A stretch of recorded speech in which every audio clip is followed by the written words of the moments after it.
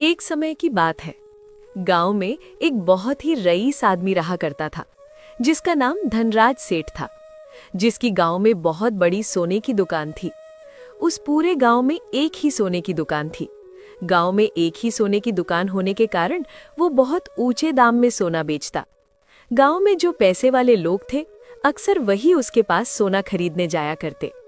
धनराज सेठ की शहर में भी कई दुकानें थी और उसके पास बहुत सारी जमीन भी थी, जिस पर मजदूर लोग काम किया करते। धनराज सेठ को अपने आप पर बहुत घमंड था। एक दिन एक ईश्वर नाम का मजदूर आकर बोलता है, सेठ जी, मुझे आपसे बहुत ही जरूरी बात करनी है। हाँ बोलो, क्या बात है? जल्दी बोलो, मेरे पास वक्त नहीं है, मुझे बहुत सारे काम हैं। सेठ जी, मैं घर जाना चाहता हूँ। मेरी पत्नी की तबीयत बहुत खराब है, उसका ख्याल रखने वाला कोई नहीं है। पहले तो तू मुझसे दूर रहकर बात कर। पता नहीं तेरी पत्नी को कौन सी बीमारी है, वो बीमारी कहीं तेरे जरिए मुझे ना लग जाए। दूर हट जा। और हाँ, अगर तेरी पत्नी की तबीयत खराब है तो तू काम पर क्यों आया? सेठ जी, घर में पैसों की बहुत तंगी है। अगर मैं काम पर नहीं आता तो मेरी तनख्वाह काट ली जाती, इसलिए मैं काम पर आया। लेकिन तू तो आधा अधूरा काम छोड़कर जाने की बात कर रहा है, तो तुझे क्या लगता है आधा दिन भर कर मैं तुझे पूरे दिन की तनख्वाह दूंगा? बिल्कुल भी नहीं। मैं अच्छे से जानता हूँ तू जानबूझकर दिखावे के लिए आज काम पर आया था, ताकि तू मुझे ये दिखा सके कि तुझे तेरी पत्नी की तबीयत से ज्यादा मेरे काम की पड़ी है। ये नौटंकी मेरे सामने नहीं चलेगी। चुपचाप अपना पूरा काम कर और फिर ही घर जाना, नहीं तो मैं तुझे आज की तनख्वाह नहीं दूंगा।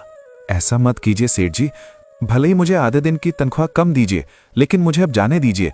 मेरी पत्नी की तबीयत बहुत खराब है। तेरी हिम्मत कैसे हुई मुझे जबान लड़ाने की? तू जानता नहीं मैं कौन हूँ? अगर तुझे जाना है तो जा, तुझे कोई तनख्वाह नहीं मिलेगी। और हाँ, कल से काम पर आने की भी जरूरत नहीं है।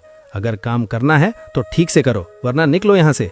तुम जैसे की कोई कमी नहीं है, तुम जैसे मुझे हजारों मिल जाएंगे, समझा? अब काम करना है तो कर, नहीं तो निकल। तेरे जैसे बहुत देखे हैं मैंने।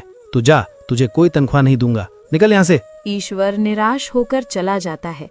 ये देखकर सेठ की पत्नी किरण बोलती है, जी आपने ये ठीक नहीं किया।